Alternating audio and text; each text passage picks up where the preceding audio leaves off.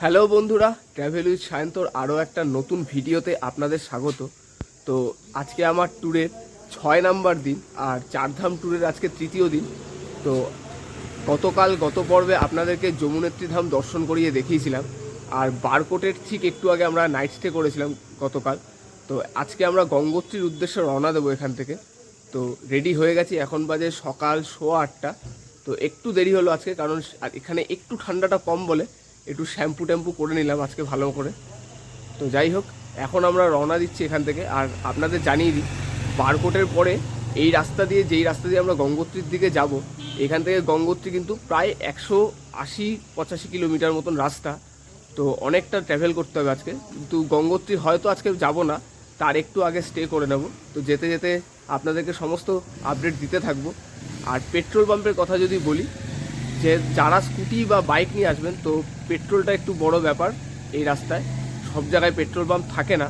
তো আমি বলবো বারকোটের পর কিন্তু এই পাশে পেট্রোল পাম্প পাবেন না যমুনেত্রীর দিকে, বারকোটে লাস্ট পেট্রোল পাম্প পাবেন। আর আমরা যে এখন গঙ্গোত্রী যাব, তো বারকোট থেকে কিন্তু আবার তেল ভরে নেব, কারণ এই দিকেও কিন্তু আবার অনেক দূর পর্যন্ত কোনো পেট্রোল পাম্প নেই যতদূর শুনলাম। তো দেখা যাক, বারকোট থেকে আগে পেট্রোলটা ভরে নেবো এখন গিয়ে ফার্স্টে।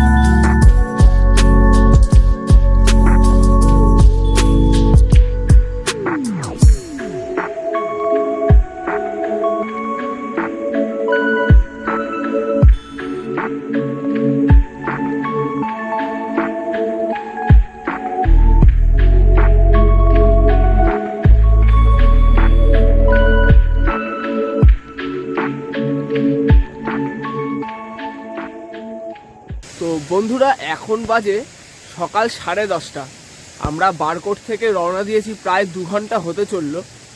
আর 2 ঘন্টাতে আমরা মাত্র 35 থেকে 36 কিলোমিটার মতন রাস্তায় আসতে পেরেছি, কারণ মাঝখানে প্রায় 20-25 কিলোমিটার রাস্তা খুব খারাপ ছিল, মানে গাড়ি খুব বেশি স্পিডে চালানো যায়নি। তারপরে এই দিকে আবার কিছুক্ষণ হলো রাস্তা মোটামুটি ভালোই আছে। তো আমরা এখন নাগাল বলে একটা জায়গায় আছি এখন। সেইখানে একটা শিব গুফা আছে, পঞ্চমুখী শিবলিঙ্গ নাকি আছে। তো সেইটা দেখতে এখন মন্দিরটাতে যাচ্ছি, যেটা পাহাড়ের ওপরে হেঁটে উঠতে হয়। মোটামুটি 10 মিনিট হেঁটে উঠতে হয় ওপরে সিঁড়ি দিয়ে। আর সময় লাগে, মানে দূরত্ব হলো মোটামুটি 150-200 মিটার মতন। তো দেখি কেমন। নিচে রাস্তার ধারে প্রচুর ট্যুরিস্টের গাড়ি দাঁড়িয়ে আছে, যারা ম্যাক্সিমাম ওপরে যাচ্ছে এই শিবগুফাটা দেখতে। তাই আমিও ভাবলাম যাই, আমিও দেখে আসি। তো রিয়াঙ্কা আসছে না, কারণ ওর পায়ের অবস্থা খুব ভালো নয়, পা নাকি খুব ব্যথা, তাই আমি একাই দেখতে যাচ্ছি। তো আমরা চলে এসেছি মন্দিরের সামনে। বেশ রাস্তা কিন্তু চড়াই ছিল, ভালো চড়াই, রীতিমতন হাঁপাচ্ছি আমি।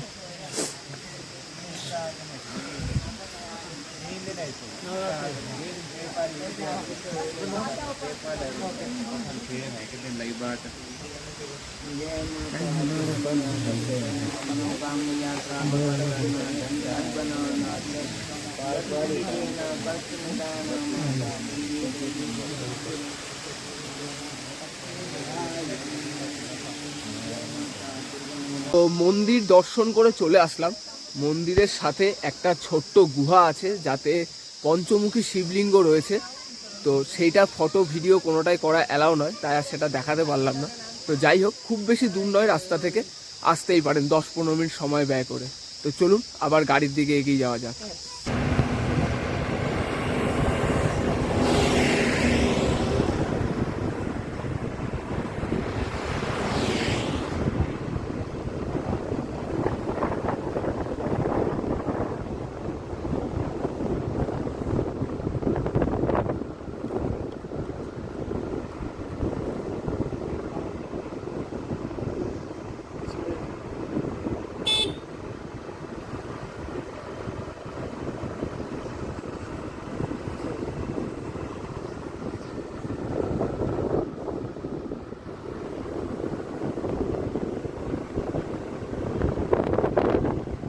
তো একটু আগে আমরা ধারাসু ক্রস করলাম, আর ধারাসু ক্রস করে এখানে আমরা রাস্তার উপর এক জায়গায় দাঁড়ালাম, কারণ এখান থেকে কিন্তু ভাগীরথী নদীর প্রথম ভিউ আমরা পেয়ে গেছি। খুব সুন্দর লাগছে, একদম নীলচে সবুজ জল। আর এখান থেকে উত্তরকাশীর দূরত্ব মাত্র 26 কিলোমিটার, আর গঙ্গোত্রীর দূরত্ব 124 কিলোমিটারের মতন।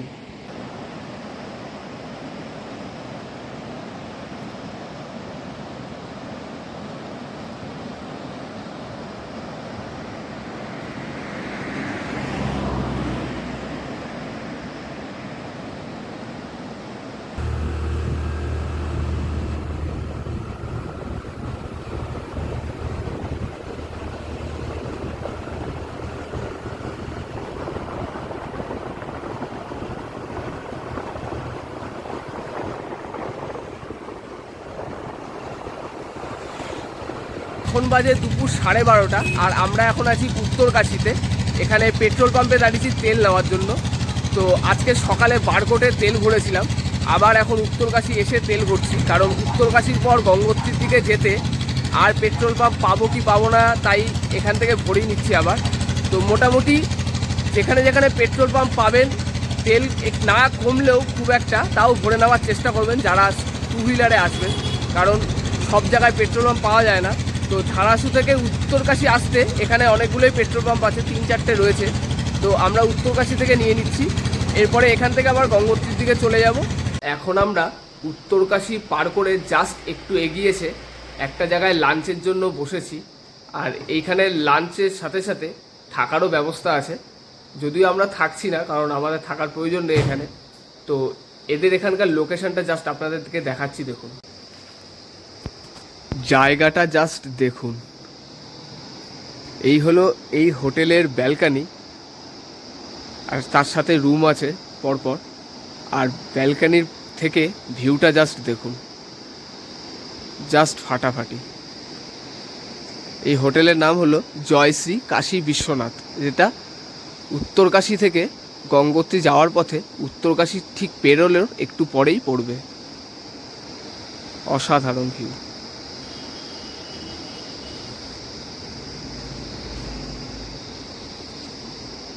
এখন আমরা রাস্তার মধ্যে পেয়ে গেছি একটা ড্যাম প্লাস ওয়াটারফলসের মতন, জাস্ট অমাইক লাগছে। সাথে কিন্তু রামধনু আছে এখানে। জলের এত ফোর্স যে রীতিমতো বৃষ্টির মতন ছাট আসছে আর পুরো ভিজিয়ে দিচ্ছে।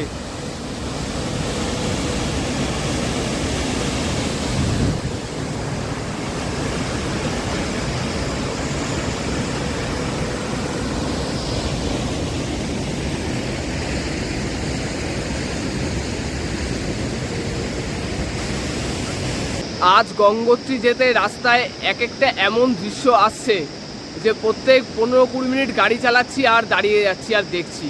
কি অসাধারণ, মানে জাস্ট ভাষায় প্রকাশ করা যায় না।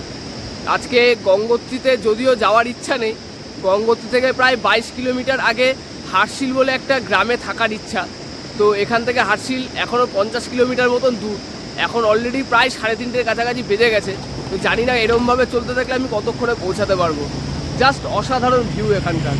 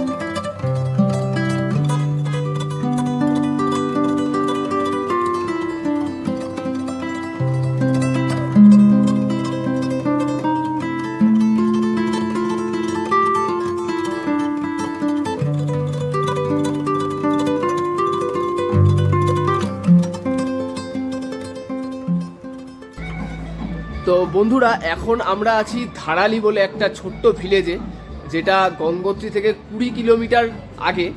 আর হারশিল জাস্ট ক্রস করে, হারশিল থেকে জাস্ট কিলোমিটার 2 আমরা এগিয়ে এসেছি। ভেবেছিলাম আজকে হারশিলে থাকবো, কিন্তু আলো ছিল বলে আরেকটু এগিয়ে আসলাম, যতটা এগিয়ে থাকা যায় গঙ্গোত্রীর থেকে। তো যাই হোক, এইখানে আস্তে আস্তে আমাদের বেজে গেছে প্রায় 6টা।